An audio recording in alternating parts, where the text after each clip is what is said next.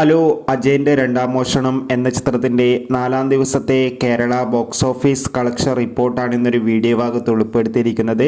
വീഡിയോയിലേക്ക് വരുമ്പോൾ video like ചെയ്യുക, ചാനൽ സബ്സ്ക്രൈബ് ചെയ്യാൻ വേണ്ടി ശ്രമിക്കുക. ടൊവിനോ തോമസ്, ബേസിൽ ജോസഫ് എന്നിവരൊക്കെ പ്രധാന കഥാപാത്രങ്ങളായ ചിത്രമായിരുന്നു അജയൻ്റെ രണ്ടാം മോഷണം.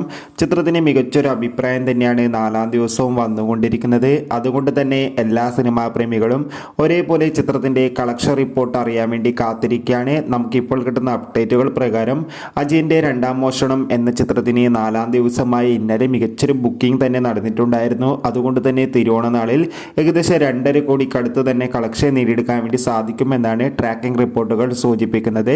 എന്തായാലും അജയൻ്റെ രണ്ടാം മോഷണം എന്ന ചിത്രത്തിൻ്റെ കൂടുതൽ ബോക്സ് ഓഫീസ് കളക്ഷൻ റിപ്പോർട്ട് അറിയാൻ വേണ്ടി കാത്തിരിക്കാം. ചിത്രം കണ്ടവരുടെ അഭിപ്രായം കമൻറ്റ് ചെയ്യുക. സെപ്റ്റംബർ മാസം ധാരാളം ചിത്രങ്ങളിൽ അങ്ങോട്ട് OTT റിലീസ് ചെയ്യാൻ പോവുകയാണ്. ചാനൽ പരിശോധിച്ചാൽ നിങ്ങൾക്ക് കാണാം.